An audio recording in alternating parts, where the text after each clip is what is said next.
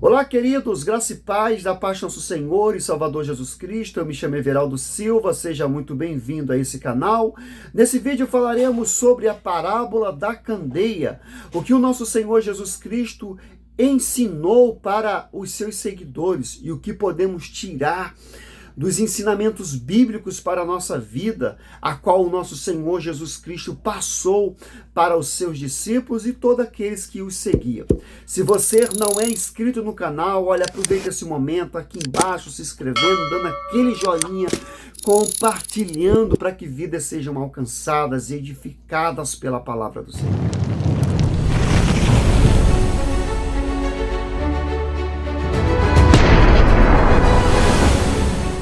A parábola da candeia fala sobre como o ensino de Jesus tem o propósito de ser propagado.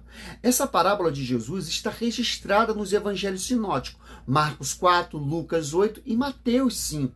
Quando olhamos atentamente para a parábola da candeia, notamos que ela constitui uma coleção de vários ditos de Jesus, reproduzido em outras partes dos evangelhos sinóticos. Isso significa que provavelmente Jesus repetiu essas palavras em diferentes ocasiões de seu ministério.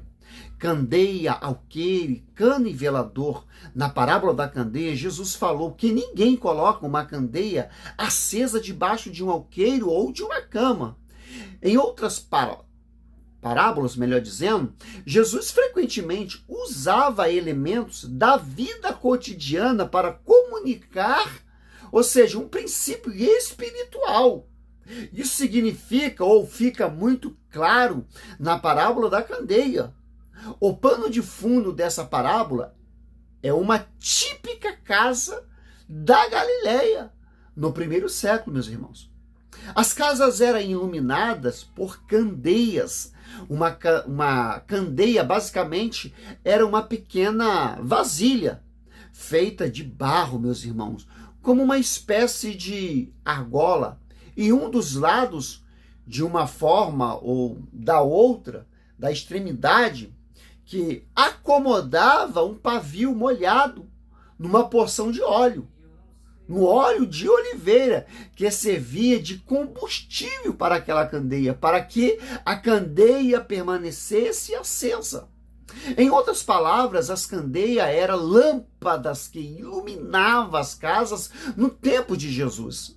As casas mais ricas contavam com várias candeias, mas as casas mais pobres geralmente possuíam apenas uma candeia. O alqueire citado na parábola era um tipo de cesto comum, que geralmente guardava cereais. A cana mencionada na parábola era um colchão simples, que quando não estava sendo usado, podia ser facilmente enrolado para não ocupar espaço nas pequenas casas. Por último, o velador que aparece na parábola era o objeto sobre o qual a candeia era colocada. O velador podia ser diferente ou ter diferentes formas, dependendo do tipo da casa, mas no geral era um objeto muito simples. Em algumas casas, o velador era um tipo de, vamos dizer, concha, ou no pilar central da casa ela ficava. Em outra casa, o velador era um tipo de prateleira, ou até mesmo uma parede. Mas nas casas de famílias mais abastadas, o velador podia ser um pedestal de metal, um ornamento que ficava nos cantos da casa. As explicações e o significado da parábola da candeia, vamos entender melhor. Tomando como exemplo o texto do Evangelho de Marcos, podemos acreditar que possivelmente Jesus pronunciou a parábola da candeia para um grupo de seus seguidores mais próximos, seguidores mais próximos. Ele introduziu a parábola como duas questões retóricas. Vem porventura a candeia para ser posta debaixo do alqueire ou da cama? Não vem antes para ser colocada no velador? Marcos 4, 21. A candeia deve iluminar o ambiente é uma questão retórica e tem o objetivo de provocar, ou seja, uma reflexão. À medida que os ouvintes, né, ou pressupõem a sua resposta à primeira questão, a primeira questão retórica da parábola da candeia, sugere, ou seja, uma resposta negativa, afinal.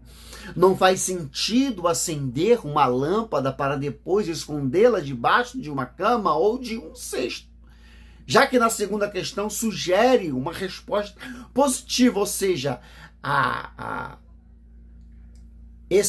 é esperado, né, que seja essa palavra positiva, que alguém coloque a lâmpada acesa no local apropriado, que faça com que sua luz se espalhe pelo ambiente. Talvez na parábola da candeia, a figura da candeia possui uma aplicação dupla. Essa parábola é percebida pela própria parábola do semeador. E se há uma conexão entre as duas parábolas, então é possível que, no primeiro momento, a candeia representa o coração frutífero, cuja vida brilha diante do mundo para a glória de Deus. Aqui vale lembrar que Jesus pronunciou o dito da candeia ao falar aos seus seguidores. São a luz do mundo. Olha o que Jesus estava falando. Mas é negável que a figura da candeia também está relacionada à palavra de Deus.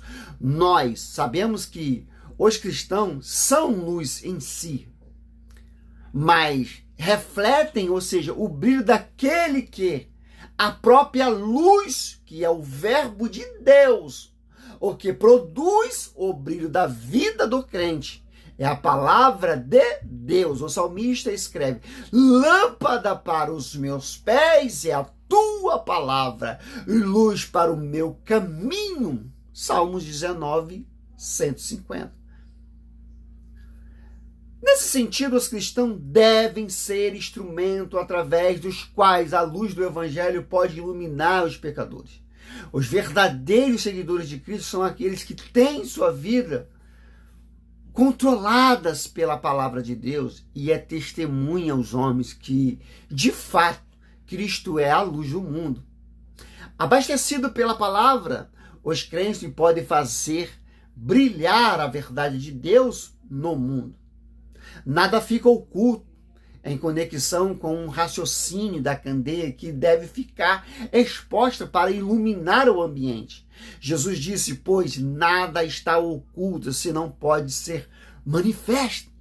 Nada se faz escondido, senão para ser revelado. Marcos 4, 22.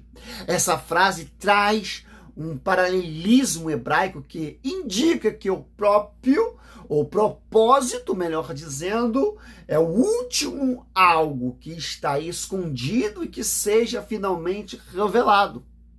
Nos dias de Jesus, os líderes religiosos, os judeus, estavam basicamente ocultando a verdade de Deus debaixo de um amontoado de tradições humanas que moldavam, ou seja, a religiosidade hipócrita.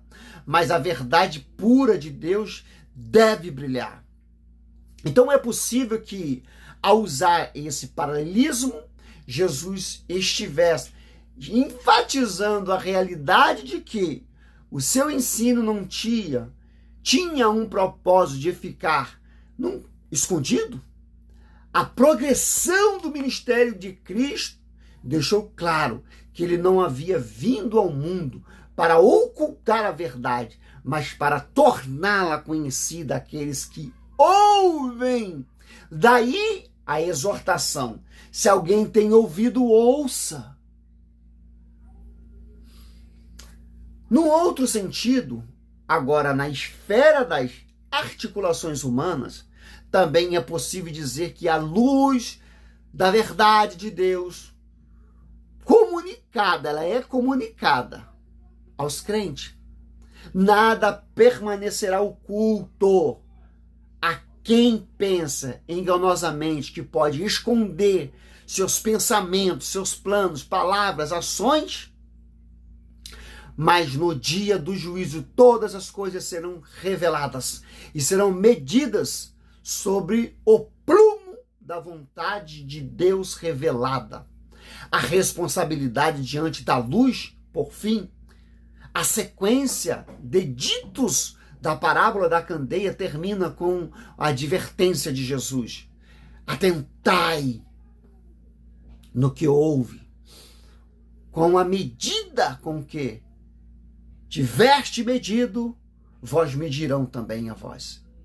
E ainda se vós acrescentar, pois os que têm, lhe fará. E o que não tem, até o que lê, será tirado. Marcos 4, 23 ao 25. Jesus, querido, disse que se alguém tem ouvidos para ouvir, ouça. Então que ouça, mas não basta ouvir qualquer coisa e de qualquer maneira. Não. É preciso ouvir o ensino certo, da maneira correta, meus irmãos. Nesse ponto, Jesus chamou os seus ouvintes a um exame de responsabilidade e de conduta. A resposta da pessoa, a luz da candeia que ilumina, é algo da mais alta importância e urgência. O ouvir espiritual determina quanto tempo temos para dar aos outros. E quanto mais ouvimos a palavra de Deus, mais capazes seremos de compartilhar com outras pessoas. Além disso, seremos recompensados da mesma medida da fidelidade que demonstramos ao colocar em prática a verdade que recebemos. Mas também é preciso manter em mente que nas questões espirituais sempre só há duas opções: ganhar ou perder. Negligenciar a luz da palavra de Deus é cair em profunda perda. Além disso, no dia do juízo não haverá oportunidade de receber de bom grado a luz que foi rejeitada. Todos aqueles que desprezaram agora a luz do Evangelho na eternidade perderão qualquer noção que um dia já tiveram acerca dessa luz. O que lhe restará é somente trevas.